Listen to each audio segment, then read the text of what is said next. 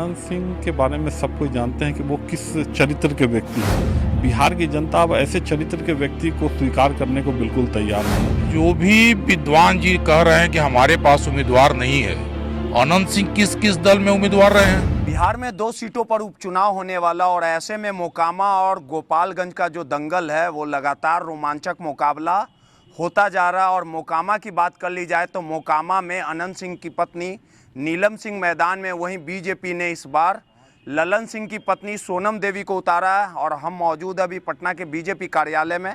लगातार महागठबंधन और बीजेपी की तरफ से ये दावा वादा किया जा रहा है कि दोनों सीटों में हमारी जीत होगी। और हमारे साथ जो पंचायती प्रकोष्ठ के तमाम जो नेता हैं वो मौजूद हैं, उनसे बात करेंगे और समझने की कोशिश करेंगे कि कौन किस पे भारी पड़ेगा। सर, लगातार अगर बात कर लिया जाए तो मोकामा की बात की जाए तो अनंत सिंह की पत्नी दावा वादा कर रही है कि हम जीतेंगे, वहीं ललन सिंह की पत्नी मैदान में। कौन किसको परास्त करेगा और क्या लगता है कि अनंत सिंह का जो जीत का काफिला है, जो लगातार विजय रथ है, वो चलता रहेगा या इस बार आप लोग धूल चटा देंगे? देखिए, भारतीय जनता पार्टी की जो विचारधारा रही है, आदरणीय नरेंद्र मोदी जी के नेतृत्व में आप केवल तुलना कर लेंगे कि 2014 के पहले गांव के विकास के लिए जो राशि जाती थी और आज जो राशि जा रही है, आपको 5 से 6 गुना ज़्यादा बढ़ोतरी मात्र 7-8 वर्षों में नजर आएगी। इन विषयों को जितने जनप्रतिनिधि हैं, चाहे गांव के वार्ड हों, मुखिया हों, बीडीसी हों, जिला परिषद हो, सारे जान रहे हैं। पंचायती राज प्रकोष्ठ के प्रदेश अध्यक्ष के नाते, उसके कार्यकर्ता के नाते हम सभी प्रतिनिधियों को यह बात याद दिलाने वाले हैं कि नरेंद्र मोदी जी और भारतीय जनता पार्टी रहेगी तभी गांव के विकास का और गांव के गरीब किसान और मजदूर के विकास का रास्ता आगे बढ़ता रहेगा। और इसके लिए भारतीय जनता पार्टी की जीत इस बार तय करना सुनिश्चित है एक तरह से। और वो चाहे मोकामा हो, चाहे गोपालगंज हो, हमें पूरा विश्वास है कि भारतीय जनता पार्टी पुनः जीतेगी। नहीं, लेकिन सबसे बड़ी विडंबना है कि आपके जो विरोधी हैं वो सीधे तौर पे सवाल उठाते हैं कि आप लोग के पास मोकामा में अपना उम्मीदवार नहीं था, ललन सिंह जदयू से इस्तीफा देते हैं और उसके बाद उनकी पत्नी को टिकट दे दिया जाता है। तो आप लोग का घर, जो अनंत सिंह का घर है, वहाँ कोई कार्यकर्ता मजबूत क्यों नहीं कर पाए? कोई आया फिर तुरंत टिकट दे दिए। अब जो भी विद्वान जी कह रहे हैं कि हमारे पास उम्मीदवार नहीं है, अनंत सिंह किस किस दल में उम्मीदवार रहे हैं, किस किस दल से होके आए हैं, भी आपको भी पता है, उनको भी पता है। आप लोग स्वीकारते भी तो हैं अनंत सिंह को, जब नीतीश कुमार के साथ रहते भैया, थे मेरे सपोर्ट करते वो थे। राजद में भी थे, उस समय हमने विरोध भी किया था उनका। नीतीश जी के साथ जब रहे तो उस समय गठबंधन धर्म का पालन करके उनको जिताने में भी हमारी भूमिका है, और जब जिताने में भूमिका है तो हराने में भी भूमिका रहेगी। इस बार हम जीतेंगे। पहली बार भारतीय जनता पार्टी का सिंबल वहाँ लड़ रहा, और भाजपा कार्यकर्ता या समर्थक व्यक्ति नहीं देखता है, सिंबल देखता है। और आप विश्वास रखिए, भारतीय जनता पार्टी का सिंबल इस बार मोकामा में भी लहराएगा और गोपालगंज में भी लहराएगा। सर, सीधे तौर पे 2 सीटों पे उपचुनाव हैं। गोपालगंज में जो सुभाष सिंह की निधन हो गया, इस बार साधु यादव की पत्नी भी है, महागठबंधन ने भी उम्मीदवार उतारा, आप लोगों ने भी उतारा है। इस बार जो दोनों सीटों पर उपचुनाव है, गणित बदलेगा? देखिए, निश्चित तौर पर बिहार में एक नया समीकरण बना। भारतीय जनता पार्टी अब तक सहयोगी दल की भूमिका में रहा करती थी, और इस बार भारतीय जनता पार्टी का मुख्य चेहरा है और भारतीय जनता पार्टी अपने बलबूते इस दोनों उपचुनाव को लड़ रही है। तो निश्चित तौर पर भारतीय जनता पार्टी के बारे में जो ये अवधारणा रही है कि भारतीय जनता पार्टी आत्मनिर्भर नहीं रही है बिहार में, वो आत्मनिर्भरता आपको इस उपचुनाव में दिखेगा। मोकामा का जहाँ तक सवाल है, मोकामा में आप देख ही रहे हैं कि जब से भारतीय जनता पार्टी के प्रत्याशी के तौर पर सोनम सिंह जी का जो नामांकन हुआ है, उसके बाद से जो है महागठबंधन खेमे में जो है बड़ी हलचल है।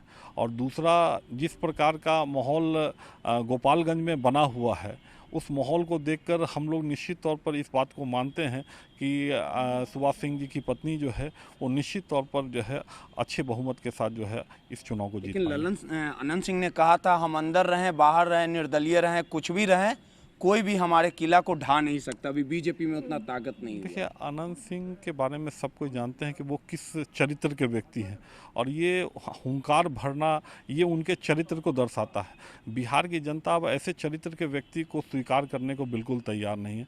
वो जेल में हैं और जेल में ही रहेंगे, और आगे लंबे समय तक उनको जेल में रहना है, ये उनकी नीति दोनों है। सीटों पे जीत रहे हैं आप। बिल्कुल बिल्कुल।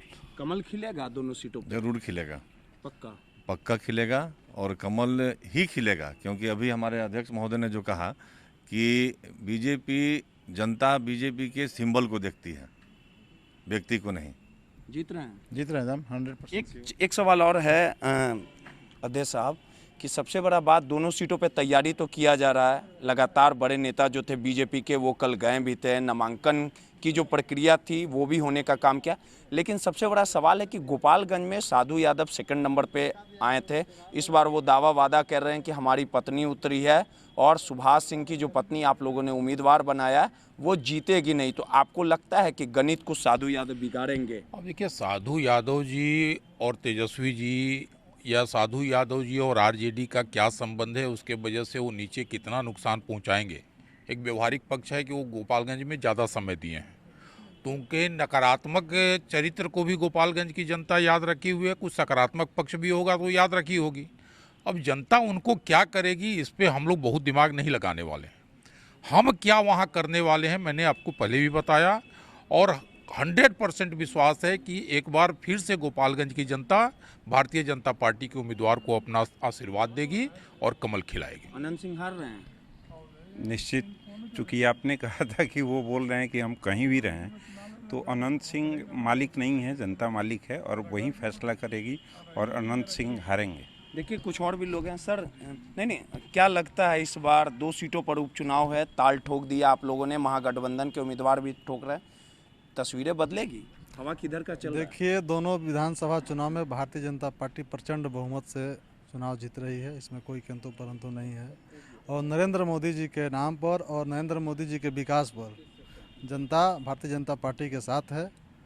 इसमें अब देखिए, सीधे तौर पे तमाम बीजेपी के नेता लोग थे, उनका दावा है कि 3 नवंबर को जो मतदान होगा और 6 नवंबर को जो नतीजे आएंगे, जीत का दावा किया जा रहा है। कौन किसे परास्त करेगा ये तमाम आने वाले समय में साफ हो जाएगा, लेकिन इतना जरूर तय है कि लगातार अनंत सिंह मोकामा से जीतते आ रहे हैं, और उनके विजय रथ को ललन सिंह की पत्नी रोक पाती है कि नहीं, जनता आखिर किसके सरताज देता है, ये तमाम चीज़ें 6 नवंबर को साफ हो जाएगा।